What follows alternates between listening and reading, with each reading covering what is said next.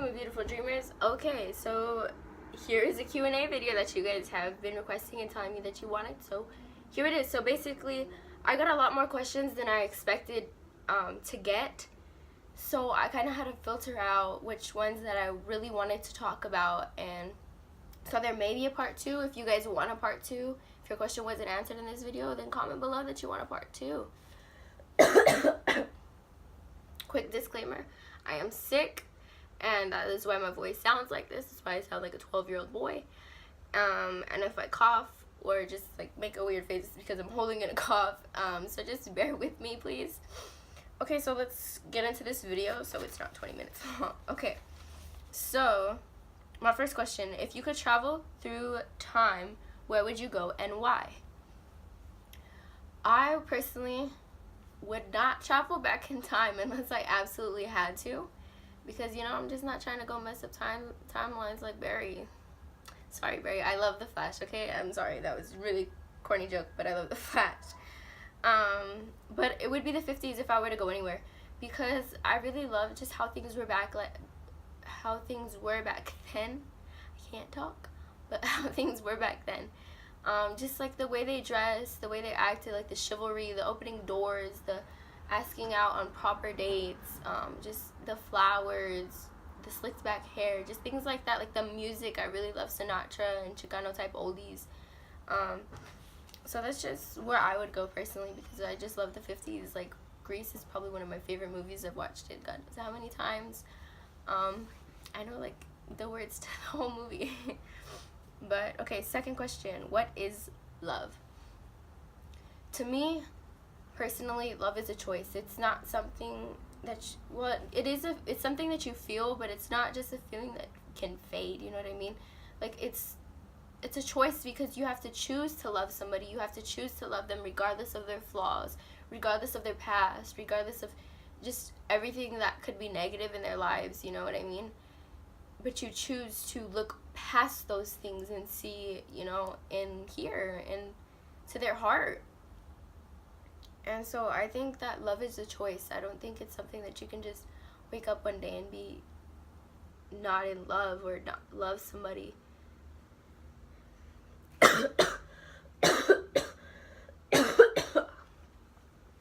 But I think it's choice. Sorry. Okay, third question. Well, back to that really quick, is because you choose on days when your partner is only giving 20%, you choose to give that 80% because you love them. And it's just things like that. Is sometimes relationships aren't both 50-50. Sometimes you have to sacrifice a little bit more because your partner is having a bad day, you know, and sometimes that's the reality of it. It's not always 50-50, but you choose to love them anyway.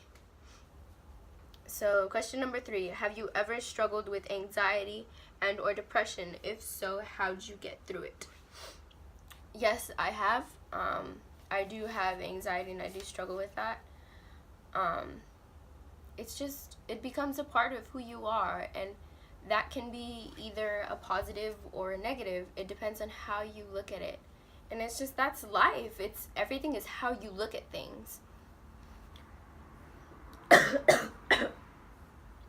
And honestly, it's just like I've dealt with it since maybe 8th grade, but it was really bad my freshman year. It was so bad where like I wouldn't even talk to people. Like that's how bad it was. I could not bring myself to sit there and have a conversation with somebody and make friends, because it was just so hard for me. I was just so worried about being judged and worried about what others would think of me if I tried. And it got to the point where freshman year, people actually thought that I was mute, that I could not speak, because I was just terrified of being judged and being just talked about negatively. And that definitely stressed me out. And just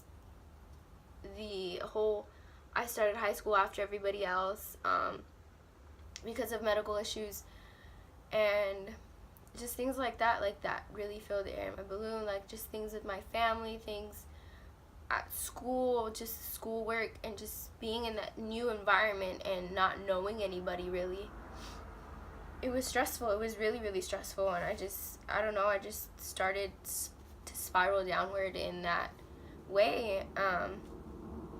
And so I would have like frequent panic attacks, and sometimes I wouldn't even want to go to school because I was just scared, and I would stay home. I'd tell my mom, like, look, like, I can't do this today because I'm not feeling it. Or sometimes I'd have panic attacks at school, and I'd call my parents crying and telling them to pick me up because I couldn't. It's hard. It's really hard to sit there and have a panic attack and then wash your face, walk out of the bathroom like nothing ever happened. But that's something that became like a regular thing for me, is just learning to cope with it. But the way I was coping with it, I didn't realize till later on. I was only hurting myself more because I was so prideful and stubborn and just didn't want to accept the fact that I was having trouble with things. I was having trouble just figuring out who I was and what I wanted to do, and I'm still not 100% there, but I'm in a much better place than I was freshman year. And that's just, like, freshman year, I couldn't get up to present in front of the class. I couldn't talk to my peers. And come around sophomore year, I'm speaking at synergies about my anxiety and things like that, personal things that I've struggled with, because I realized I had this passion for wanting to help people, for wanting to inspire, and that was just always instilled in me. And I didn't get to use it because I was just living in this constant state of fear. And one of the biggest blessings and just things that helped me take a step forward was asking for help, to swallow my pride and ask for help, because truth was I couldn't do it alone.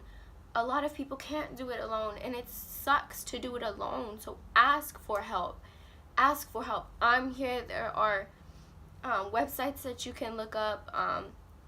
Your friends, your family, your mom, your dad, your school counselors. And I found a friend in a lot of the faculty at school. One of my teachers, my counselor, a pastor from church.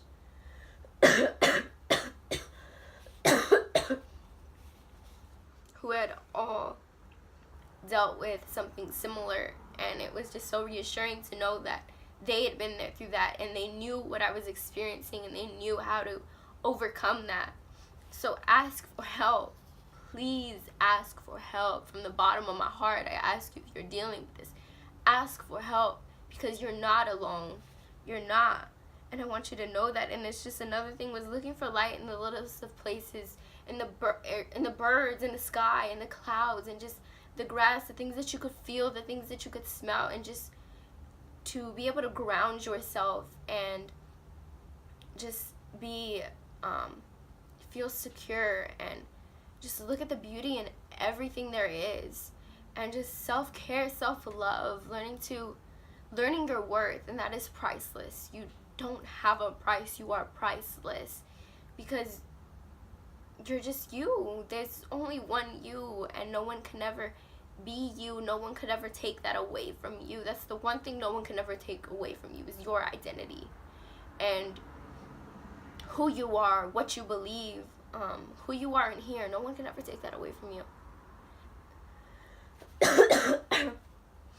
And just my faith was something that truly helped me through the darkest of times in my life, and just really was my foundation, my rock, my comfort in times like that. And honestly, it's just, you have to slowly figure out who you are, what's important to you, and what's worth fighting for. And I didn't realize it till way later, but you are worth fighting for. I am worth fighting for. Everyone is worth fighting for. And that is the honest truth. Everyone is worth fighting for. So fight the good fight. And even if you get knocked down, get right back up and fight harder than you were before you got knocked down.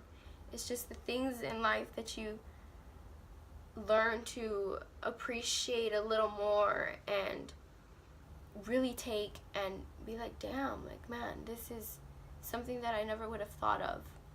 But it's looking for hope in the little things. It's because even after every storm, there are clear skies.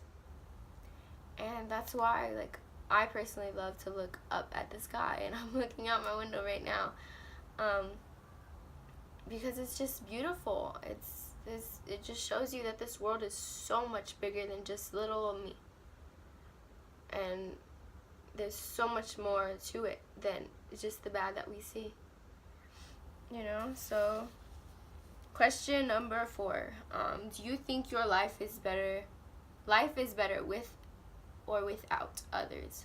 Honestly, I personally believe life is better with people, because you laugh and smile and have good times with some of your closest of friends.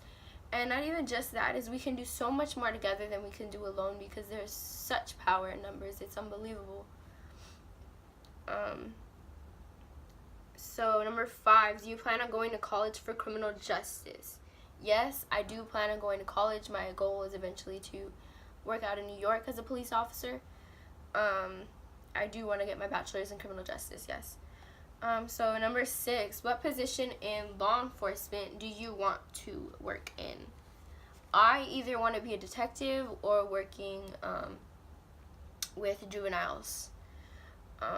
Because it's just, I feel like changing the world starts with our youth, because we are the future. We set the tone for the next generation and the next after that. So what we do in reality does affect those that come after us. So yeah, I think that's why I would want to work it with juveniles. What made you decide to be in law enforcement? Question number 7. Actually, for as long as I can remember, I've always wanted to be in law enforcement. I've always admired it. I want to protect and serve, and I want to make an impact in everyone's lives that I meet, because I genuinely believe, like, those people, there's more to them than just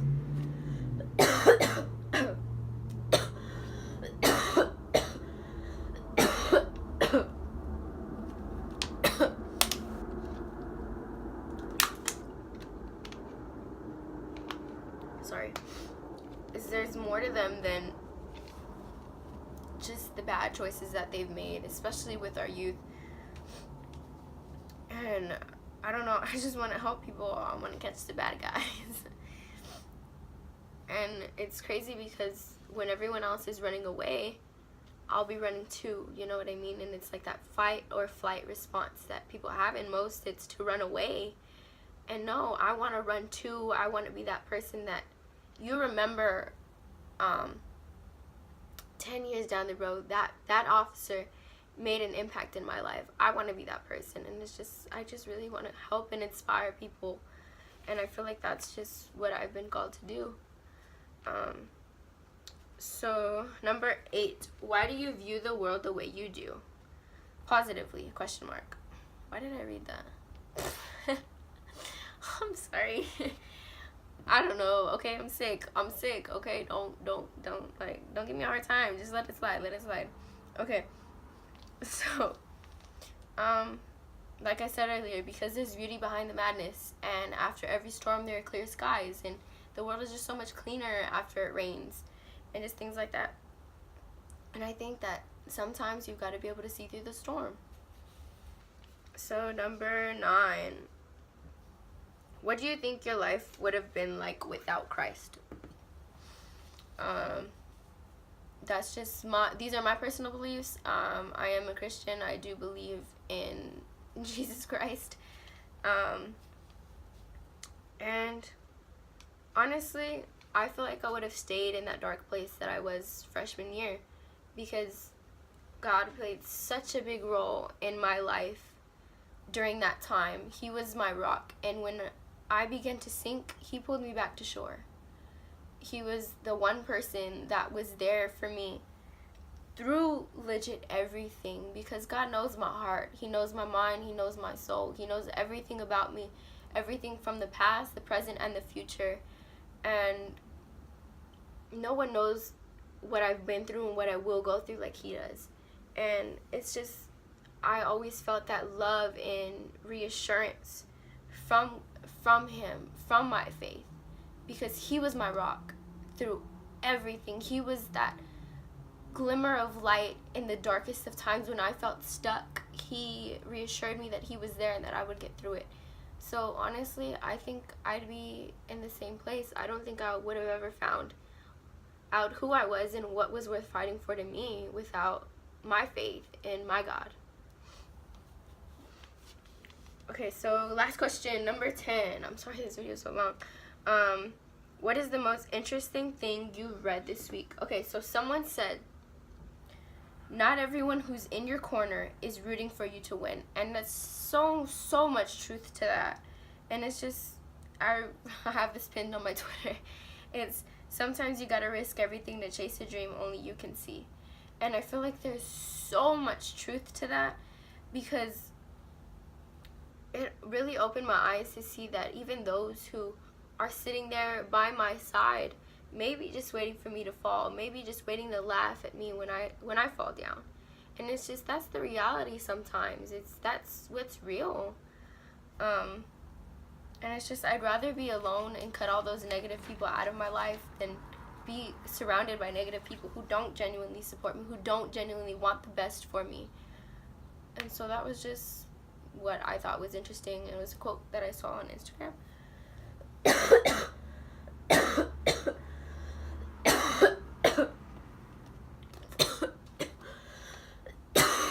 I'm so sorry. Okay. But yeah, this is the end of the video. Thank you so much from the bottom of my heart for watching. Please let me know if you guys would want a Q&A too, or a story time video. What about that? Do you guys want to hear me tell a story about something? Because I have a story in mind that has to do with like supernatural things. Maybe not. What do you guys want to hear? Leave it down in the comments below. Please hit that like button and subscribe. And just another thing is, my goal before Christmas, which I really want, really bad, is to hit 200 subs. So if you guys could please share that and share this video and all my other videos, just screenshot it and tag me in it. And just please, I really want to reach that goal. Like, that's all I want for Christmas, is to reach 200 subs. So please help me make that happen. Okay, well, thank you, and that's the end of the video. I hope you enjoy my outro.